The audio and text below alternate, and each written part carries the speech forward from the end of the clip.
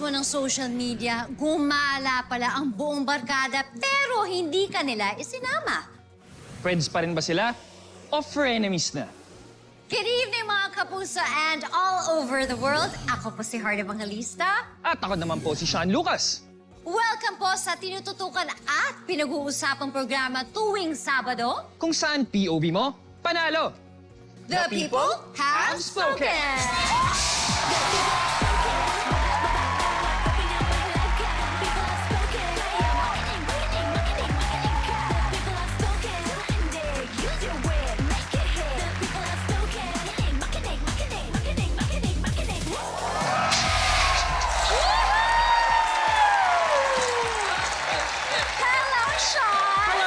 Ito, may tanong ako sa'yo. Na-experience mo ba na hindi ka sinama ng barkada sa lakad nila? Oo, na-experience ko na yun. Kaya naman ginawa ko, gumawa ko ng sarili kong lakad. Totoo naman. Ikaw, na-experience mo na Of ba course, yun? since grade 1, never nila ako sinama. Kaya nagtrabaho na lang ako.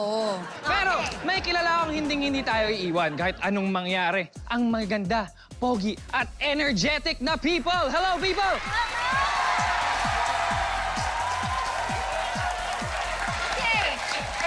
Today, ay sumugot sa ating questions ang mga people.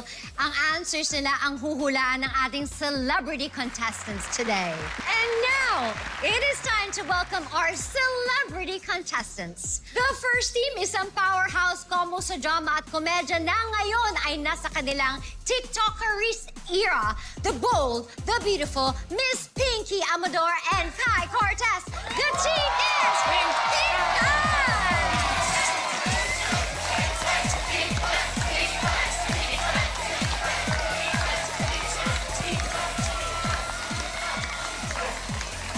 Hello, Team Pink. Hi, Miss Pinky, Miss Kai. Alam ko mga competitive kayo, pero ito, are you confident na mahuhulaan ninyo ang sagot ng ating mga people? Kakayanin namin to. Kayang-kaya. Yeah! Pero heto ang makakatapat nila. Mula sa pamilya na mahuhusay sa aktingan at tunay na palaban ang magtiyuhin na mag-best friends pa. Sina Meryl Soriano at Mel Martinez, ang team Mermel!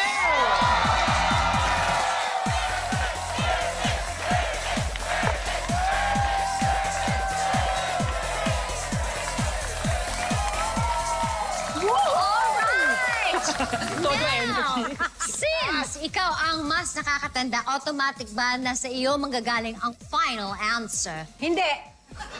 Ay, hindi pa nagka-game. Akala ko game. Sorry. Wala pa. Nagsisimula pa lang. Kaya nga una pa lang mukhang mainit na... ganyan. Okay, diretso na tayo sa first round. Ito ang Walang Tulungan. One-on-one ang laban for this round. Bawal mag-coach ang teammate. Para sa first question, ang sasalang for Team Pinkay ay ang napakagaling na TV, movie, and theater actress na isa ring loving fur parent, Miss Pinky Amador. For Team Mermel naman, ang maglalaro ay isa ring award-winning actress at isa ring book producer, si Meryl Soriano. Game na kayo? Yes! Game? Okay, for 10 points, we ask the people, kung pamamanahan ka ng malaking halaga, alin ang pipiliin mo? A, 100 million isang bigayan. B, 1 million monthly habang buhay. Your 5 seconds starts now. 5, 4, 3, 2, 1. Time's up! Miss Pinky, ano po ang mas gusto nyo? Sa tingin ko yung isang bush. A, 100 million, isang bigayan. YOLO. Okay, at YOLO. bakit po yun? Para siguro ma-enjoy na niya lahat, di ba? At kung meron siya mga pagbibigyan, mga tutulungan, magagawa na niya agad-agad. Total, we don't know how long we have here, Tama. di ba? Okay. Miss Meryl, agree po ba kayo kay Miss Pinky? Di yung akin, 1 million monthly habang buhay. Okay! Sure na! At least may incoming. Okay. Oo. The people have spoken at ang sagot ng people ay... Hey! Hey! Hey! Hey! Yes!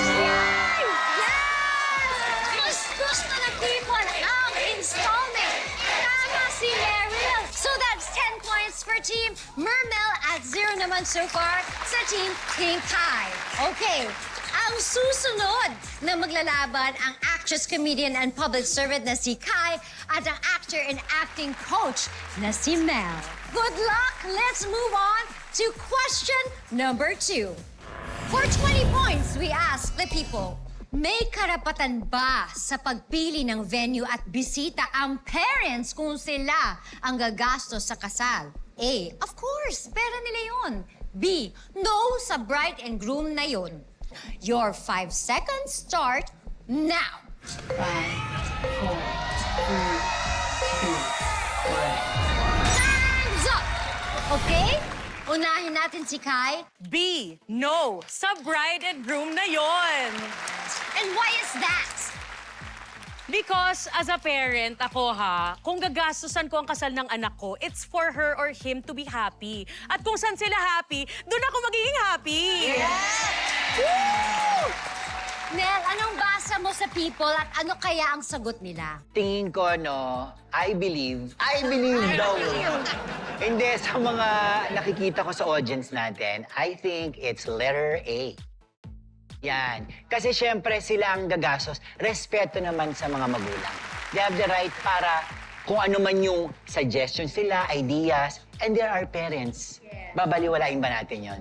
Kahit papano. Thanks. Ano ba ang mga POV over there, Tol, Sean? pangalan mo muna natin, taga saan at sagot mo sa tanong na ito. Hello people, I am Sir Nads, your singing host yan. Siyempre, kung may karapatan talaga yung sa pagpili ng venue at bisita ang parents, kung sila ang gagastos, no talaga. for Although, you. yung respect nandun naman talaga kasi siyempre, pera naman talaga nila yun. Pero for sure, kung mahal talaga ng parents yung mga ikakasal, they will respect kung sino talaga yung pipiliin ng mga bride and groom. Kasi once in a lifetime event lang yun, so dapat talaga very memorable and happy. Happy lang, good vibes lang. Maraming salamat. Celebrity Peep Joy, Di ako agree dun. anong say mo? Mali yun. Ako, A ang sagot ko. Of course, pera nila yun eh. Pero kasi short term yung nakikita natin. Kung ako to, long term. Dahil sagot nyo na rin naman ang venue tsaka bisita. Sagutin nyo rin yung mapapangasawa, yung pagpapaaral sa anak ko, yung edukasyon nila, hanggang burial and crematory. Sagutin na nila. Gusto nyo pala eh. Long term plan. Dahil sila din naman nagagastos, lahatin na. Pero ikaw, Art, gusto ko malaman ang sagot mo.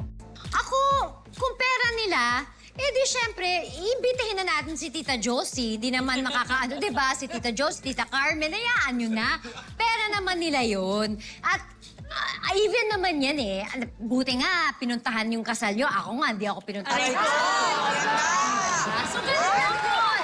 But again, sino kaya sa kanila ang nakahula ng tamang sagot? Yet again, the people have spoken at ang sagot ng people ay... We get this, ahead na tayo.